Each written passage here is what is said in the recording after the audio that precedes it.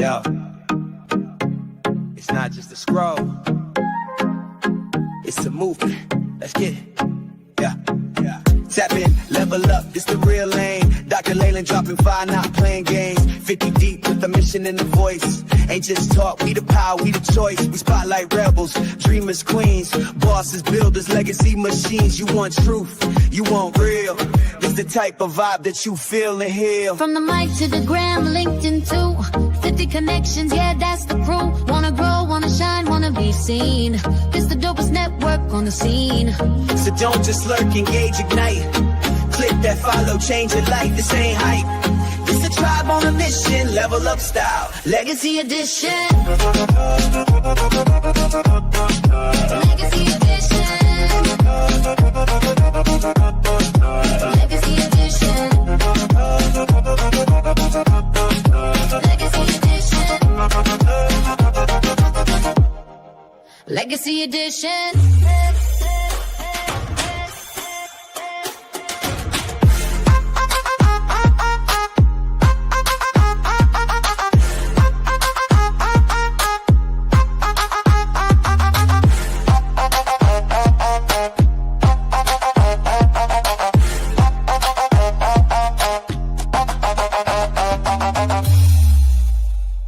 From the mic to the gram, LinkedIn too.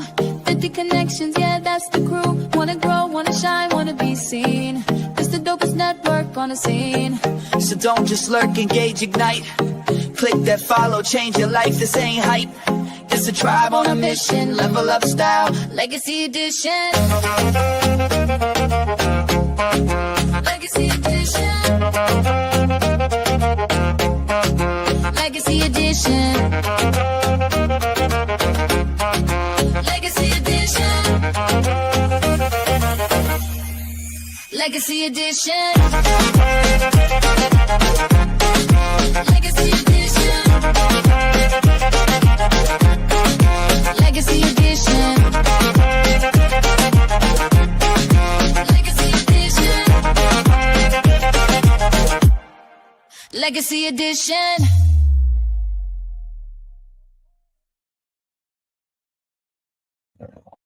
Hello, everybody. How are you guys doing? Welcome to our Sunday show where Susannah and I are always here. We were hoping that we would be joined by one of our sister, but she might be busy, but it's always open for her. Okay.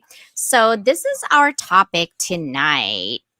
It is all about belonging versus approval and reclaiming your voice without burning bridges. Because I think often when we reclaim our voice, sometimes we do burn bridges, right? Without even intentionally wanting to do it.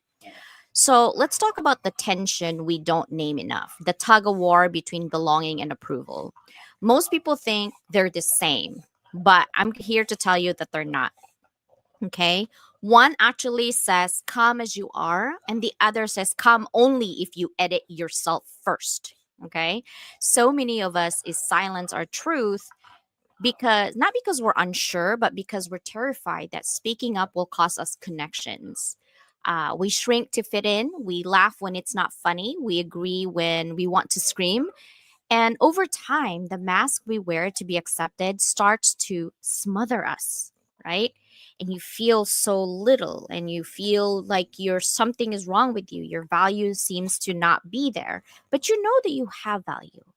This is not just an emotional conversation. It is something that's biological. Our brains are wired to equate rejection with danger.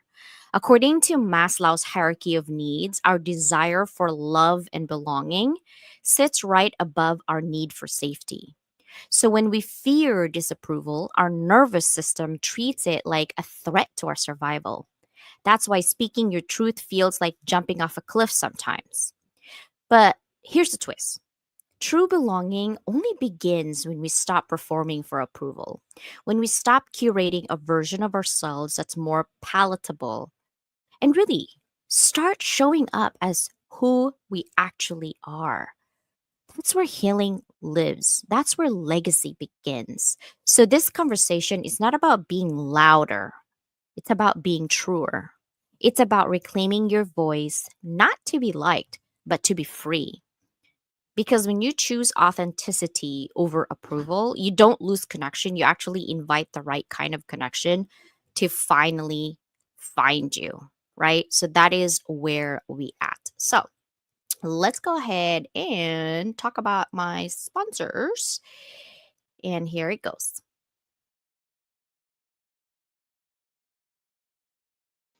Now, our first sponsor here is Susannah Dawn.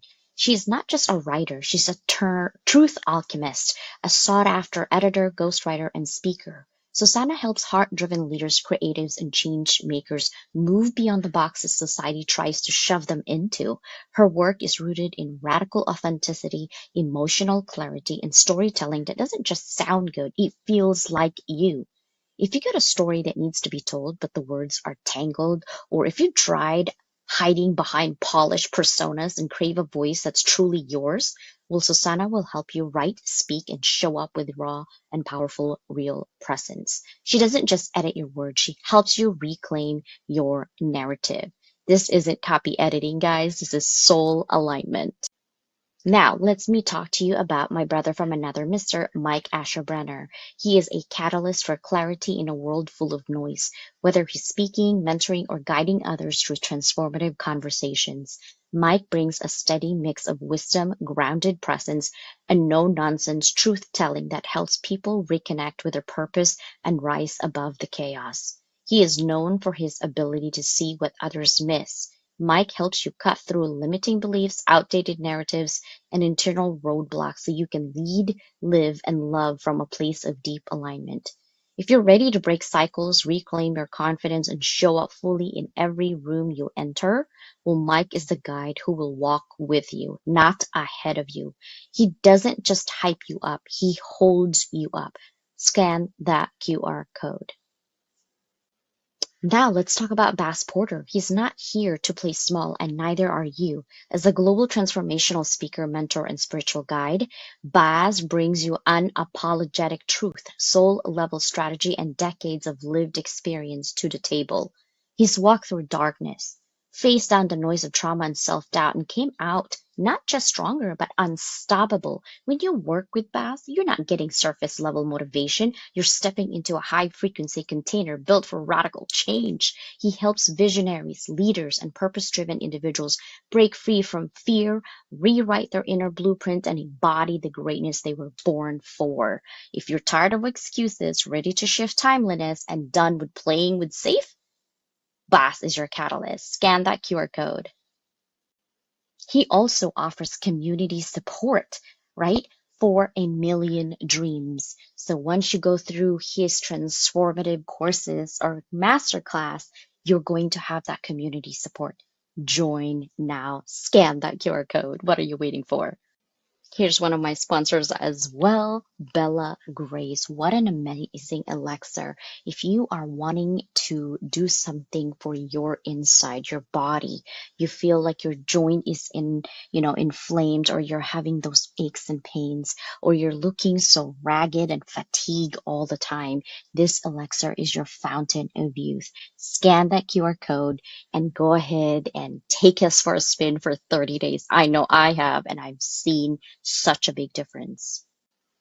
Now, if you are looking to learn, right, to be on the boots on the ground type about social media and the power of social media and the tips and tricks that you will never find anywhere else because nobody is telling you, they're gatekeeping this information. Here is a platform called Influencing You. I am there on Fridays, 10 a.m. PST.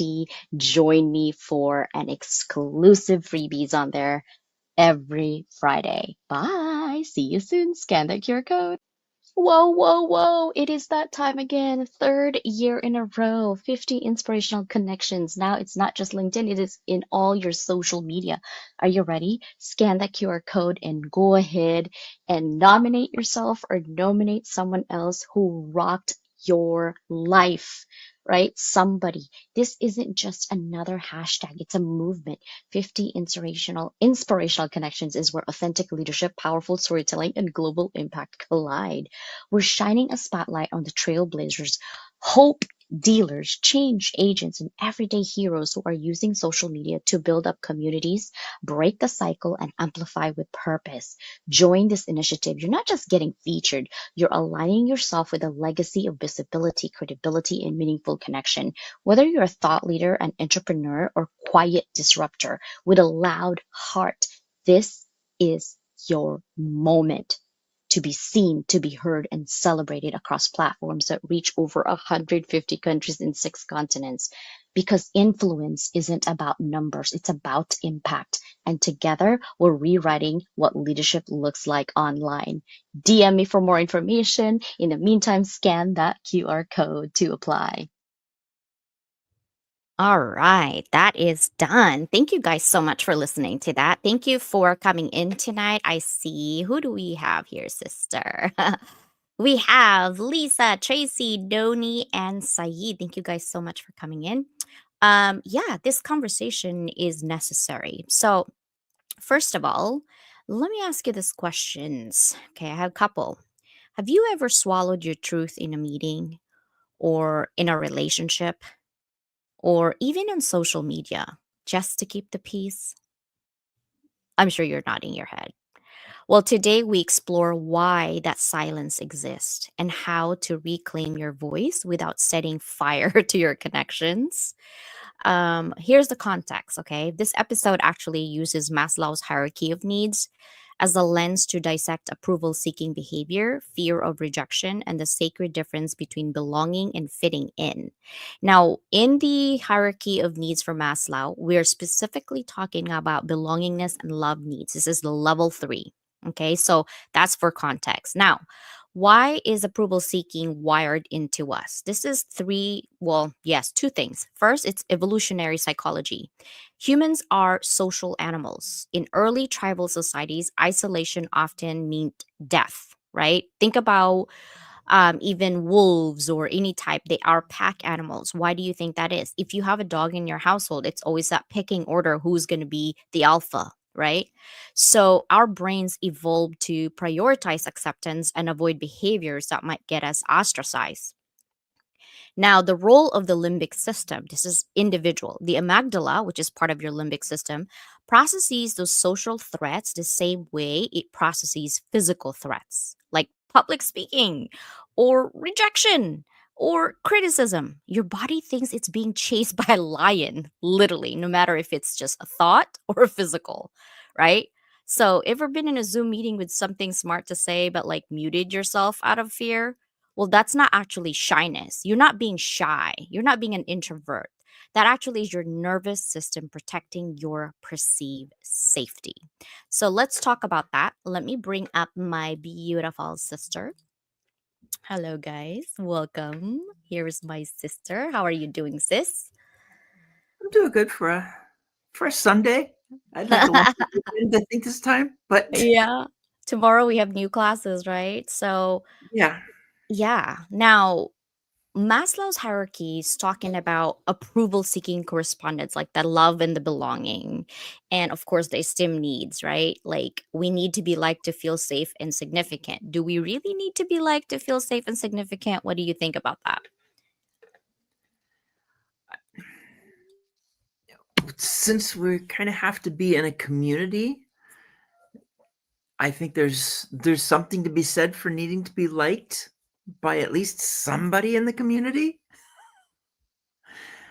I mean, it's when you think about wherever you are, um, it can be so hard to get through life when there's nobody else around, and you just don't have that. You don't have that sense of being liked, and that's part of belonging too. When we talk about it, it's like, or even when you're trying to get your company name out there, you want create that know, like, and trust. So like is really interwoven into a whole lot of places in our lives. Yeah, but to survive, this is like I was thinking about like the historical things that you read and also like ancient times that you read, right? And you're into history. So ancient brain really back in the days, like before internet, before anything, revolution, everything. The thought process was, if I don't belong, I'll be alone. And if I'm alone, I won't survive. Right? That is the ancient times, because there was just so many left and right animals, no food, no shelter, no nothing, right? Right. Now in modern brain, if I post this truth, I'll be canceled or worse, ignored, right? So think of those whistleblowers that we've seen, or change makers who risk rejection to speak up. It's not just brave, it's terrifying, right? The fear is biological, it's not just physiological. Even toddlers who can't speak literally seek approval.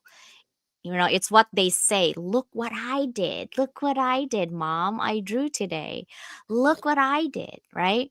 We're Yep. conditioned early to link approval with love. I know this because in our culture, if you get an A, you be loved, right? Like literally. So I also was studying about Brene Brown, right? Her take on true belonging versus performative inclusion. I was looking at what she's saying. She's saying that true belonging doesn't require you to change who you are, but it requires you to be who you are. Hmm. And she's saying basically it's called performative inclusions. You're welcome as long as you conform. So I actually created this belonging versus approval chart, and kind of tell me what you think. Okay. I do the checklist comparison. Obviously, belonging is on left side, and then approval is on the right side. I said true belonging versus performative inclusion. You have to be performing something to be included, to feel like you belong. Unconditional presence versus conditional acceptance. You can be in this group if and when, right? Right. Safe to disagree. We disagree. Like Susanna, you, me, Susanna. Danielle, you and we disagree. It's safe to disagree. We're not gonna like, oh, I don't like her because she didn't think like me. But on the other side, the approval is silence is expected in order for you to belong to this group, right? Right. For us, we love seen and heard because you belong here. You want to be seen and heard. Everybody has equal space. And on the other side of approval is look at, not listen to. I've been in that situation where they use me for my degree, but I can't make decisions. I'm literally like a flower girl that's seeking approval. And I get out of those spaces. And then belonging is encourages dissent. It's okay. Whereas approval, you push or you punish for non-conformity, right? You have to conform. You have to look like this. You have to do something. Like think about those movies, like the Mean Girls movies or any type of bullying movies, right? It's Right. all about approval versus true belonging. What are your thoughts on this comparison? I think you've got it right there. Everything on that belonging side is stuff that we've talked about so often. It's what makes it possible to drop the mask and feel safe. Uh, the only thing that's not in there is, because I mean, there's so many things to put in there, is non-judgmental. So it's, yes, safe to disagree and seen and heard, but there's also no judgment, and you can't say that you're safe from judgment on the other side. Not when not when things are conditional, not when silence is expected, especially if you're not going to agree. Um, so yeah, it's definitely there's definitely a difference between those two sides, and I know exactly which side I much prefer.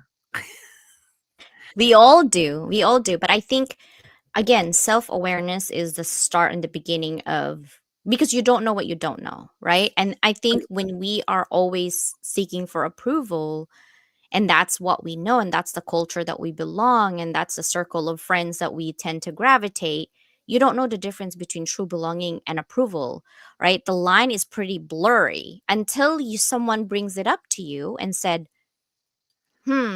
right? And it makes you feel different. It makes you feel like, oh, I can be myself. I don't have to wear makeup. I can take off my makeup. I can take off my wig. I can do whatever. And there's no catty comments. Those undersided comments that people say to you.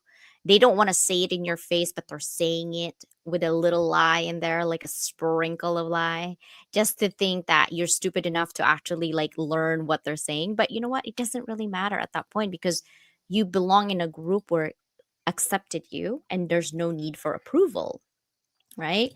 Now, so now that we kind of talk about that, you know, we need to talk about the solutions, right? Because we talk about all the problems, but we need solutions. How to build brave spaces. That's what I want to focus our conversation is how do we build brave spaces? Now, a brave space isn't free of conflict, guys. There's always going to be conflict, and conflict is actually good for you. Um, because it actually gives you a different perspective other than yours and welcomes perspective. So long as there's no disrespect, you can have conflict, and it's good to have different ideas, right? But make sure that you welcome respectful tension and encourages the truth telling, not the cattiness. That is where the line needs boundaries, right? Now, the key elements to me for fostering brave spaces is model vulnerability. If you want people to be open to tell you about what their true feelings are, leaders have to go first, or you have to go first by saying, you know what, I'm going through this thing, here's something I've struggled really to stay out loud. And people feel comfortable sharing because they know, wow, if she's gonna say about this, then I can also say about this. And we talked about social learning theory, which is mirroring last week, so this kind of goes hand in hand with that, right? Because this is part of Susanna and I's series on Unmuted by Design. Now, when I say dissent, normalize dissent, right? Encourage different perspective without laughing or ridiculing people. When people offer ideas and it's out of the box, don't laugh at it. And you're like, oh my God, that would never work. Like, that would never work. Which I know sometimes I say that automatically. And then I'm aware, I'm like, okay, CJ, you don't know the whole plan yet. So please listen up. And then kind of just mute yourself with by design so that you can see what people are trying to say, right? Call in, not out, meaning replace shame with curiosity. Susanna, that would never work because of this, right? But here's the thing, it didn't work for me, but it could work for Susanna because I don't know Susanna enough to tell her, hey, it doesn't work for you. You don't live her life, right? So instead of saying that, be curious. Oh, wow, that's actually different than what my experiences are. Tell me more, right?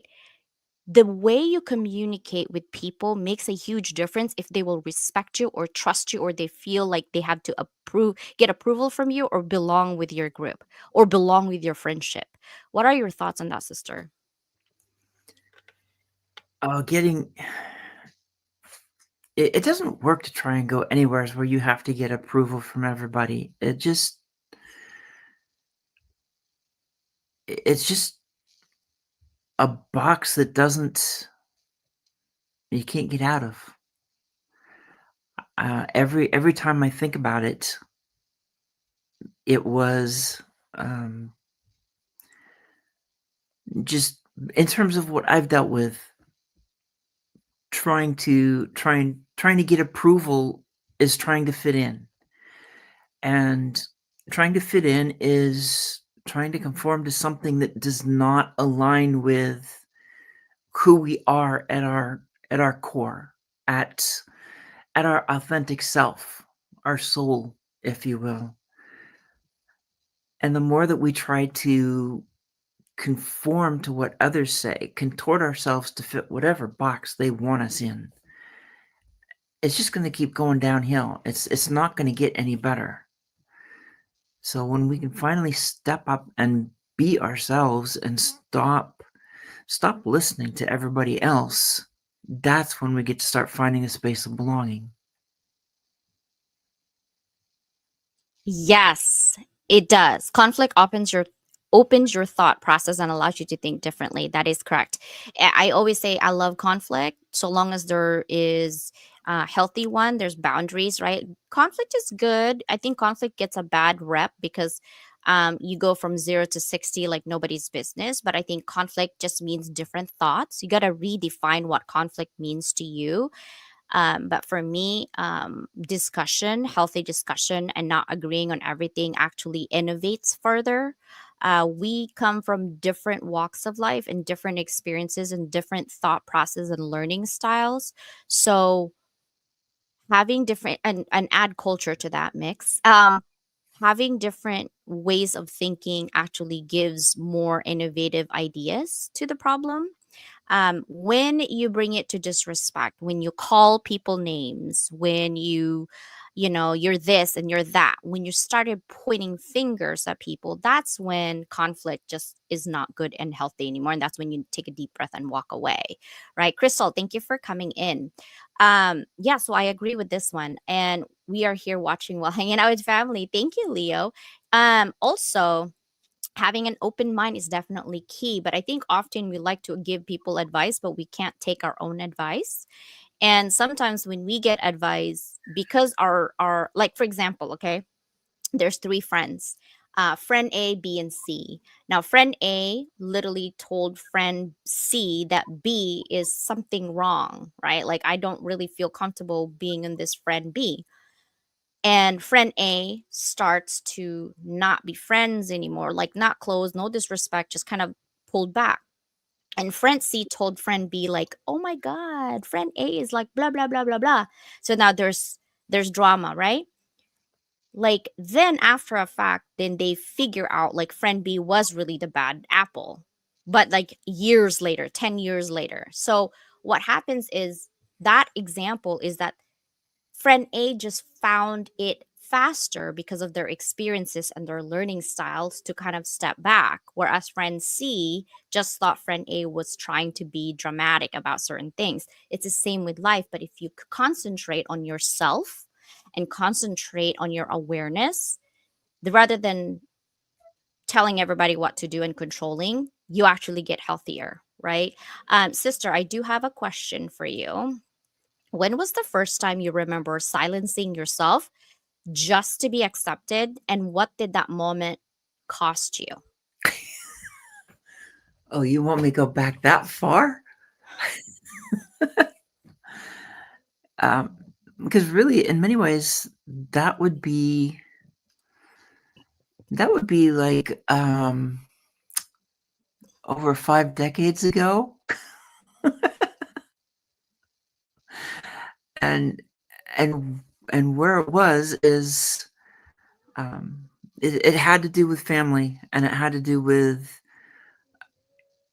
basically getting to the point where, I had to silence myself just to survive at home and to survive at school. And so I withdrew from I withdrew from family, school, everything. Um, so after being active, and my first couple of years at school being having friends, and we were doing stuff on the playground, and it was like the people I hang out with. Then this one event happened, and it was like trying to conform, even though I knew that deep down I couldn't, but I didn't have a choice. It was for safety purposes, really. What did it cost you though? It cost me what used to be my extrovert abilities. It cost me the ability to connect with other people, because everything that I saw from that point forward was that I was a bother, that I was in the way, that I didn't have anything to really contribute. And from that early age, when you learn it at that early age, you see it in everything, even if it's not really there. Yeah. And Leo, I love this question, and I have a lot to say on this one, and I'm sure Susanna does. Thank you for that question. Does conforming mean agreement even when you don't really agree? It's a yes and no. Okay, this is actually a great question, and this is my thought process.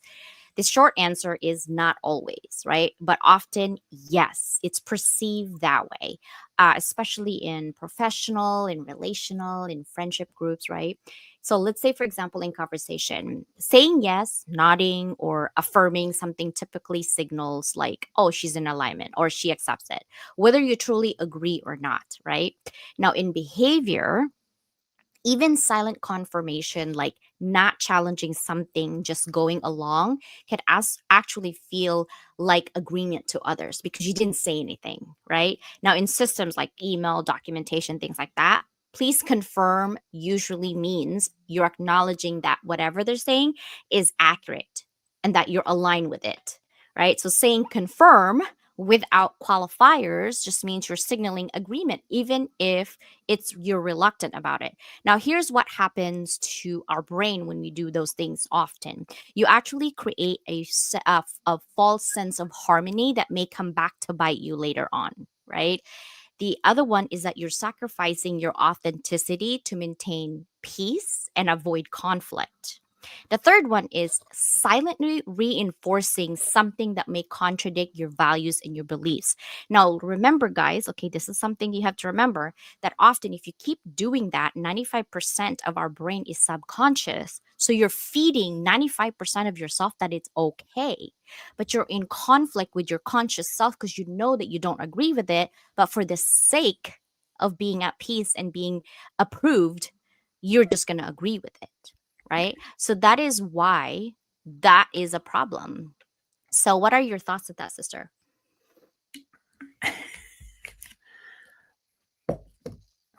Well, yeah, too often you hear silence is compliance. And the other thing is some people they're not willing to speak up because of the fear of what others will say or how they might treat them or what they'll do. And it really becomes a test of one's own core, trying to figure out, is this the time that I can afford to just go along with the crowd, or at what point do you have to stop going along with the crowd and stand up for yourself? Because going along, it depends on what it is. I mean, it's a wide open question.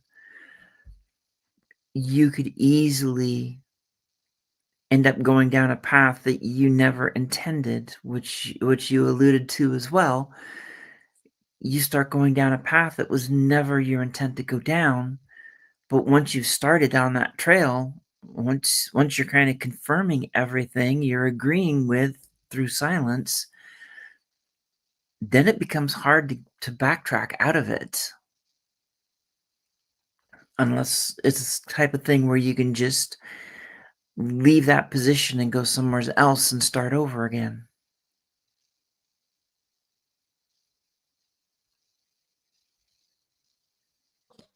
Starting over sometimes is actually necessary. Yeah. Victoria need D. I was trying to see on LinkedIn to see um who was that? Victorious, thank you so much for coming in because it's coming in as LinkedIn user. Okay, I'm glad that you asked this. What does self awareness mean to you? I want to know if I think of it differently than you, open to understanding your perspective. Thank you so much for being an open mind. This is a great conversation. So, by definition, self awareness is accurate, compassionate insight into your own thoughts, your emotions, your values, your motives, your patterns, the impact to others, paired with willingness to use that insight to grow. That is the very definition of self awareness, right? Accurate, not fantasy, not self delusion. And compassionate means no self beating, clarity without cruelty. Hey, I'm a poet and didn't know it. Okay. There are two big types that this are used everywhere when it comes to self awareness. The first one is internal self-awareness. What am I feeling today? What do I want? And what matters to me? These are some of the questions of internal self-awareness. What does that give you is alignment, boundaries, and purpose when you answer those questions truly for yourself. Now, what are the risks if you're missing it? Okay. Drifting, burnout, and approval chasing. Okay. That is internal self awareness. Now, the external self awareness, these are some of the questions. How am I seen by others? How do my words or behavior land when I speak? So, what does that give you? It gives you influence, trust, and credibility. That's what we do in social media, right? But if you're missing it, what are you risking? Your blind spots and broken relationships. Literally. Okay. So high internal and high external means you're grounded, you're relational, you're intelligent in your leadership. But do we actually achieve? This is when you bring in perfectionism in your head. Oh, it's good enough. It's fine. You're fine. No, we're on a journey always. We're always on a journey to our alignment. Not I'm not perfect, Susanna's not perfect, no one else is. So self-awareness is being intentional on what you need to change. And I'm a stubborn person, just to be honest. And so even if I'm aware that I need to change something, sometimes I'm like, no, I don't want to change it. Right. But it's a choice. That's when you do unmute by design. So here's the 5 things that works for me and some of my students. I don't say all of my students, but most of my students, the 5 practical lenses of self-awareness. Emotional lens. Can I name what I feel accurately in real time? I'm not fine. I'm frustrated and afraid of being dismissed. Can you name that? Because most of the time, when people ask you, like even in grocery stores or even online, hey, how are you doing? First thing you think, automatic, I'm fine. But are you really fine? No. But why do you not say I'm frustrated? Because it renders an answer they're going to ask, why are you frustrated? And you don't really feel like talking, right? So you just say, I'm fine, because it cuts off the conversation and discussion. But it's okay if you do that because you're not going to open up to everybody that you don't feel safe. You see? So this is why it's cyclical because it's social learning. Now, cognitive lens when it comes to self awareness. What story am I telling myself? What assumption am I making? If I disagree with Susanna, she might not be my friend anymore. She might reject me. Is there a trust in there? Has it been tested?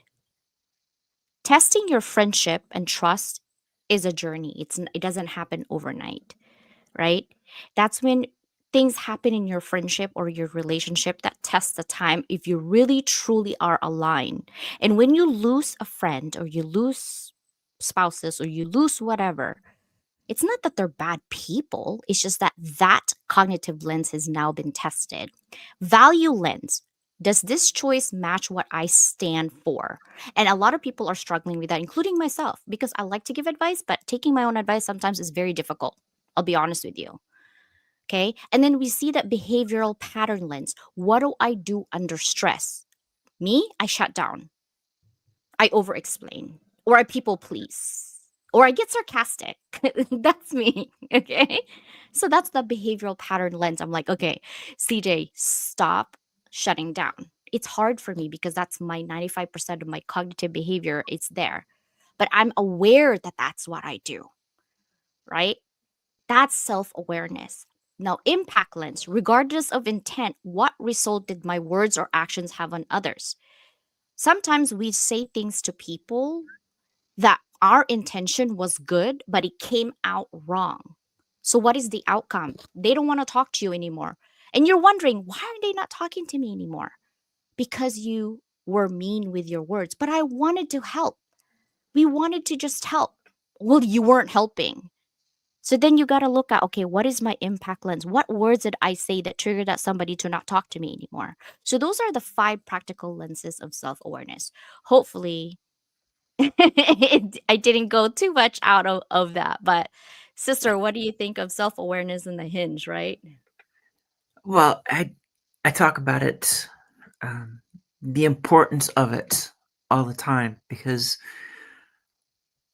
the way I approach it in terms of boxes, in terms of where we're stuck, in terms of um, the fact that we may know what we should be doing, we know what we should, we know what we can do, we know what's holding us back, but we don't do anything about it.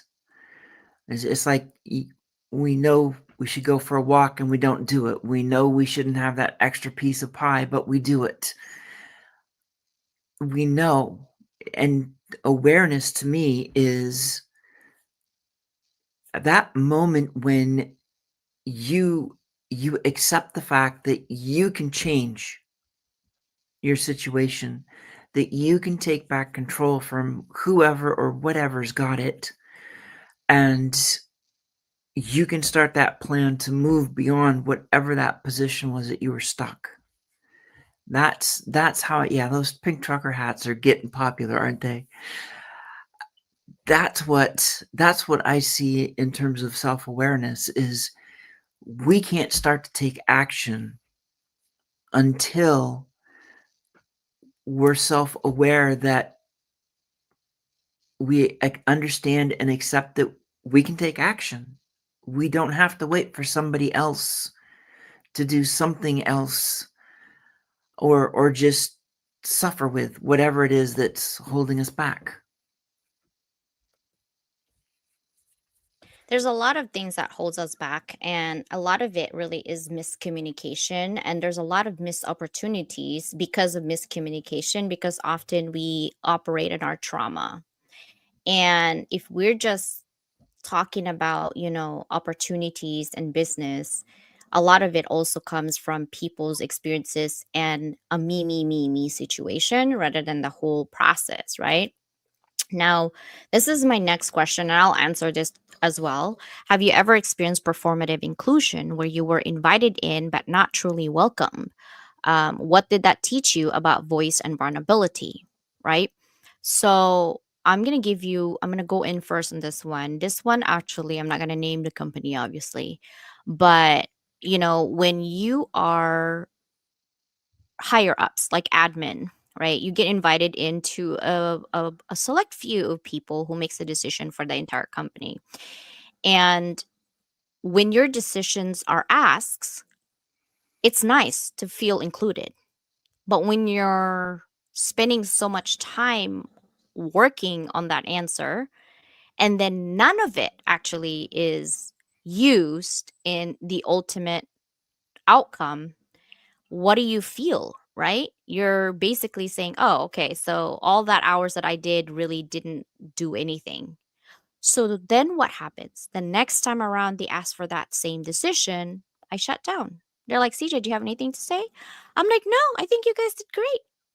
Was I lying? Yeah. Why? Because I didn't feel like I belonged. My voice was not heard. I spent time on it. And why should I spend 20 hours looking for answers for you? And at the end of the day, and I know this sounds cocky, but literally the decision that they choose was subpar and it fell apart. And I knew it. So when it fell apart, bring me in the table again and I make it work because I know how to make it work. I've done it before, is what I'm saying, right? I won't offer my thoughts and opinions if I haven't thought about it yet. But I do sometimes still lack of self-awareness on certain things. So I'm like, okay, CJ, be self-aware. And so intentions is everything. But sometimes, even if you have good intentions, what comes out of your mouth literally affects the outcome, right? So before you open your mouth, think about what you're going to say and how the other person is going to perceive what you're saying in their brain. And it's really hard to do because we go on 95% of our brain is automatic, right? Like Bella and I would be driving home and I would go on certain route and Bella's like, "Mom, where are you going?" I'm like, I actually don't remember. Where are we going? And she's like, oh, we're getting matcha. But I'm autopilot. So what about you, sister? Have you experienced performative inclusion where you're invited in but not truly welcome? But what did that teach you about voice and vulnerability? It taught me to shut down, actually. That's pretty much the same thing. The places that I've been, a couple of places, and I kind of felt that in both of them, where I'm supposed to be there, I'm supposed to be a leader, but those above me, it's like I'm there, but it's not. Um, the value's not there. I can't. I don't feel like my ability to ask questions really matters at some point, or it just feels like they're all talking over my head. So I have nothing to add at that point. And then it becomes shut down. It's it's like just becoming a machine in so many ways to just get through the day. Which, I mean, sure, it's a paycheck, but we're not really machines.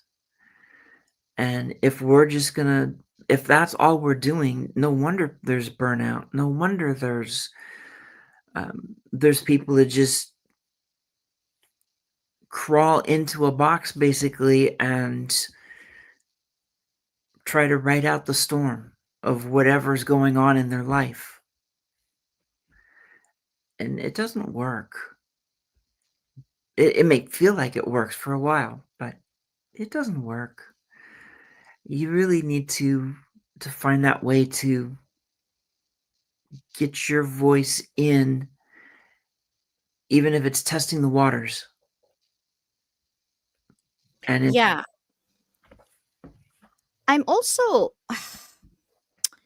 okay. So we've been on a lot of groups already, sister. Like we've been on mini groups, right? Like I'm actually like thinking, how some people see us. Not that we truly care about how they define us, because there's not 100% people that will like you. They just like you because they need you, not because they want you. Right? It's a need versus want. Okay, that's another topic, guys. We're not gonna go there, right? We're gonna stick to belonging versus approval. yeah, Now, let's sit there. yeah, the myth is either you don't have to choose between truth and relationship, but there's always that middle path, the honest expression with compassionate delivery. So I'm gonna offer a 5-step framework for speaking up safely. Okay, the first one is name your truth. Really, what am I actually afraid to say? This is between you and yourself. What am I actually afraid to say? Every time that you felt weird in your stomach, like in a meeting or maybe on a LinkedIn live or a YouTube live, and you want to say something, but you're like, nah, I'm not going to say it. What am I actually afraid to say? Ask yourself that. And then evaluate the relationship. Is this a person or place where truth will be honored or weaponized against me? Right? And then use the I language, guys. I feel that versus you always make me feel this way. You are the problem. You do this. You do that. People will shut down when you keep pointing fingers. Instead, you say, hey, own it. I feel this way. I feel rejected. I feel hurt. Right? And then ask before unloading all your feelings. Literally, like, hey, is this a good time to share something important to me? Right? Because they might be going through their own crap and you're adding to that crap. And guess what? You're all going to be crap conversations. It's not a good idea. It's not a good time. So ask before unloading, guys. Timing is everything. Okay. And then close the conversation with curiosity. How does that land for you? Did I make you feel bad? I am sorry. Right? How does that land for you? And I think having that type of expression, that 5 little framework, will work. Okay, so name your truth, evaluate the relationship, use the I language, ask before unloading, and close with curiosity. Those five, right? So, what are some of your thoughts on those five frameworks, sister? What do you think? You are the queen of frameworks, the queen of lists, the queen of. It's like, okay, did you have these already, or did you just spit them out on the fly? I write a lot of because I teach psychology and sometimes and in business, and I do a lot of research in psychology right now. Even though we're not getting our PhD, I'm into that to heal myself, and so I read a lot of frameworks and the psychologists and psychiatrists and what they offer, because the framework sometimes helps the core, but once you specialize and customize it for yourself, then it will work for you, but you need to have some type of foundational thoughts so that you can grow within yourself, right? Because these are just kind of like a blanket framework, but if you really think about the whole step, it makes sense to get you to grow. So yes, I have been writing and reading these things. Yeah. And my brain is always on to-do list. It's like, oh my god, check mark, check, check, check, like, oh my gosh, it's hilarious. I know. um I'm like, okay, I didn't write any of this down, so it's like I can't keep up with it. Oh my god. Yeah, I do have a lot of frameworks in my head, psychology, business, and economics. And but economics go hand in hand with politics. That's why I don't talk about economics a lot. I hate politics. So I'm aware of it. I'm aware of my, pestle, but I'm not going to talk about it unless you're in my class. I love law also, like business law, First Amendment, patents, trademarks, copyrights. I love talking about those things and cases that takes precedence. That's something that I love. Like I have cases on my head that I'm teaching right now for 400 level courses, and I love looking at some of those cases that took precedence and why we have now, right? But here's my next question. What are some warning signs that someone is operating from approval seeking behavior rather than authentic self expression? Ooh, warning signs. I think part of that's going to come through is how needy are they when they're trying to seek for approval. Um, you'll probably see it in their demeanor, because if you're not really seeking that, um, if you're not seeking that approval, you're not going to be so fixated on trying to get an answer, trying to maybe the type of person who just is a yes person, trying to get some sort of an approval. Um, when it comes to this, I'm just trying to think of warning signs. I just feel like a lot of that's going to be in their attitude and how they are, how they're engaging with others, and how it's going to be a bit more self-centered.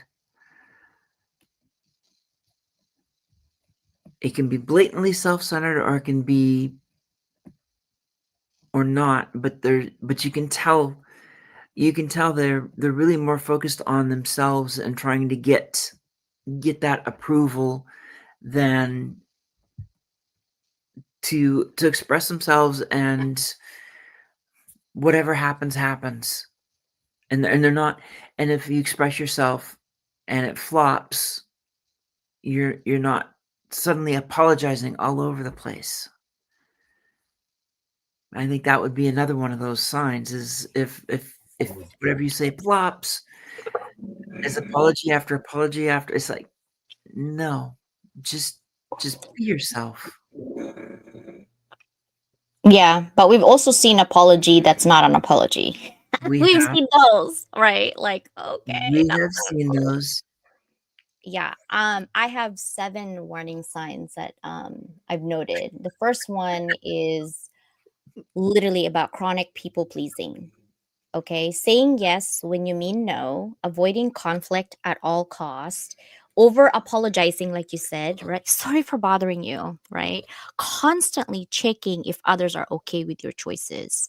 Now, the red flag here is that you're not giving, you're bending, and that will drain you. Believe me, you're bending for everyone.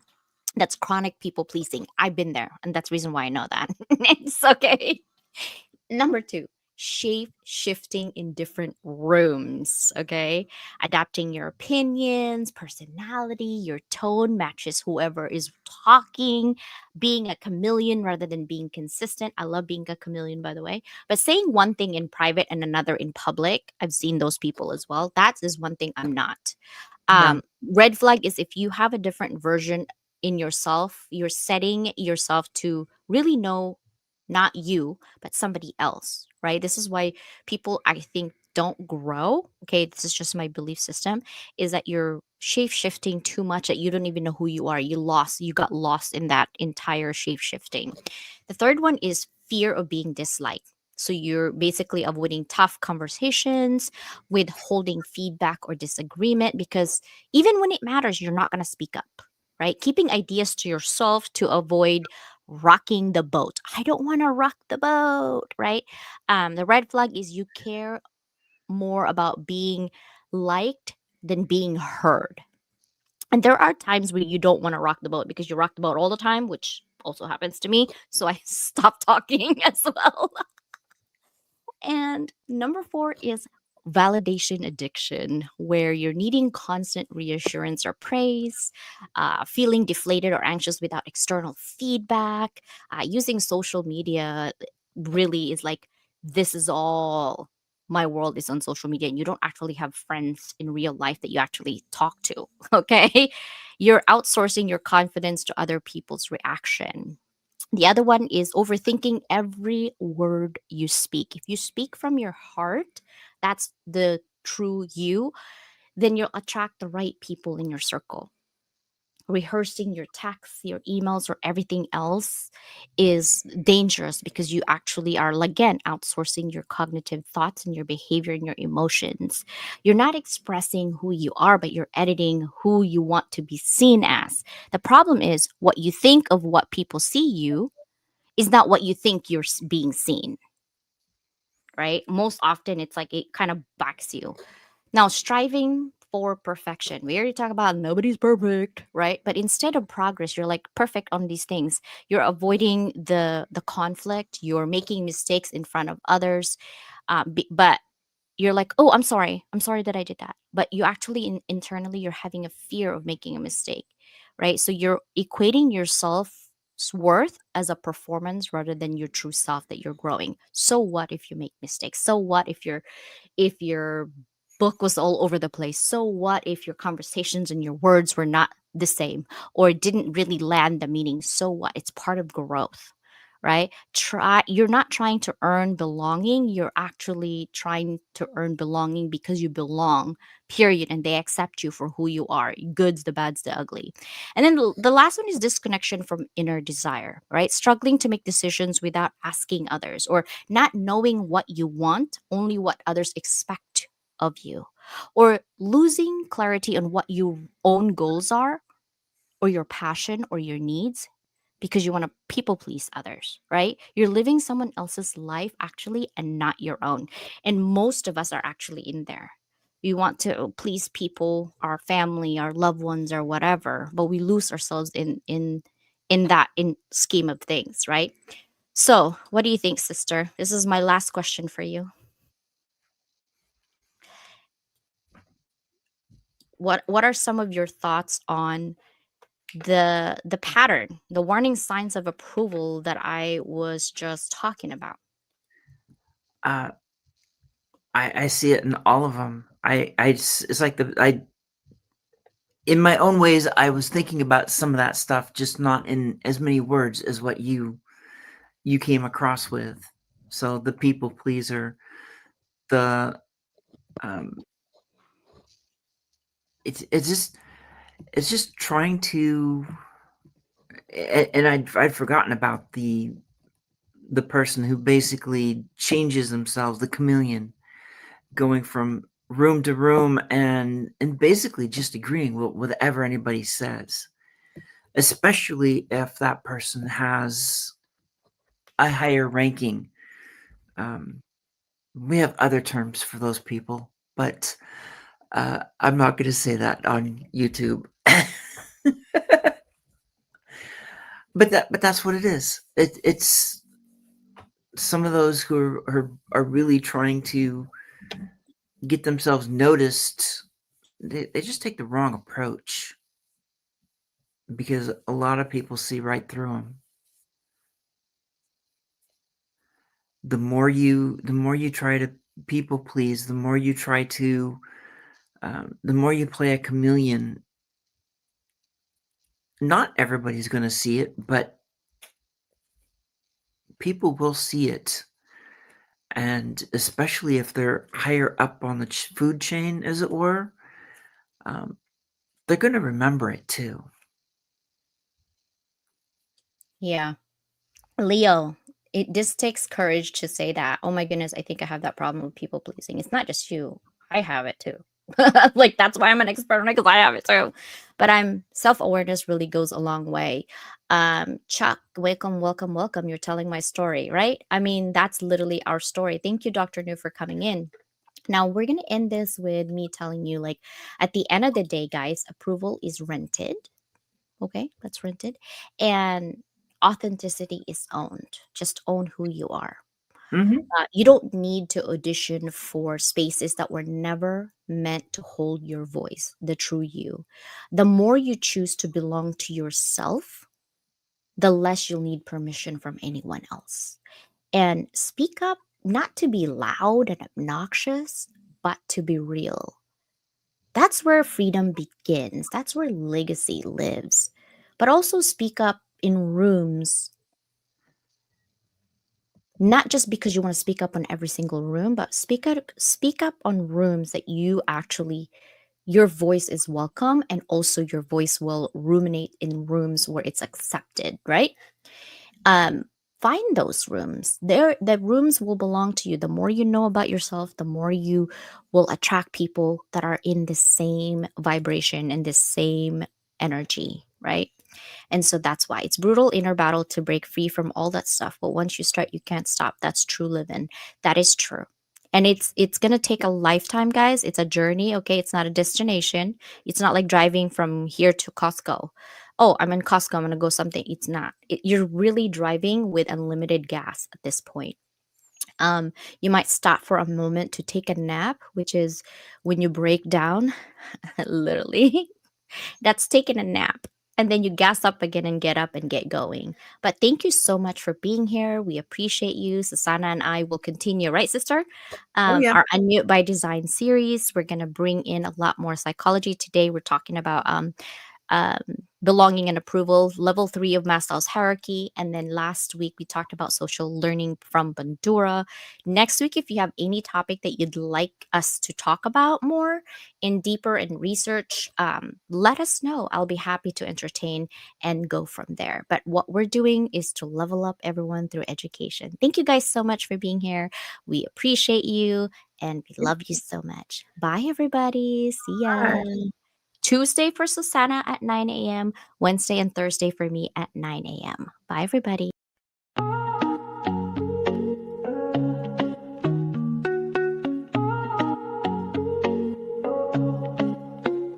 I started in the silence, behind closed doors. Dreams too loud to keep tucked in the floorboards. Late nights, broke days, no applause in sight. Just coffee, hustling that fire to fight. They said, play small, but I'm built to expand. No silver spoon, just grit in my hand. I wore every note like armor and steel. Visibility's a battle, but I'm real and I heal. From invisible threads to the front of the stage, I'm rewriting the script, turning scars into page. Level up, rise above the fear. Let them hear your voice, make your purpose clear. Every step, every stumble, every tear in the rough. You were made for this moment, you are enough. Level up, break through the doubt. Turn the whispers of your past into a victory shout. You ain't just chasing clout,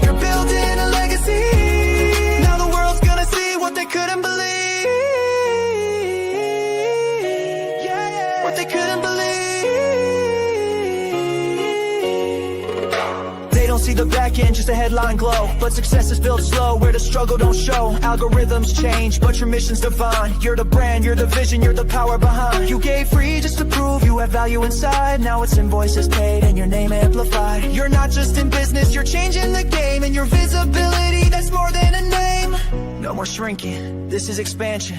No more asking, this is commanding. You've been the spark, now you're the flame. Entrepreneur by fire, fueled by name. Level up, rise above the fear. Let them hear your voice, make your purpose clear. Every step, every stumble, every tear in the rough. You were made for this moment, you are enough. Level up, break through the doubt. Turn the whispers of your past into a victory shout. You ain't just chasing clout, you're building a legacy.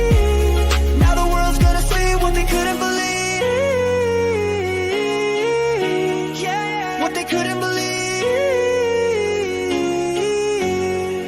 To the late nights, the lost friends, the risks you took, to the brand you built and the space you shook. Here's your crown, your moment, your spotlight beam. You didn't just chase the dream, you became the dream.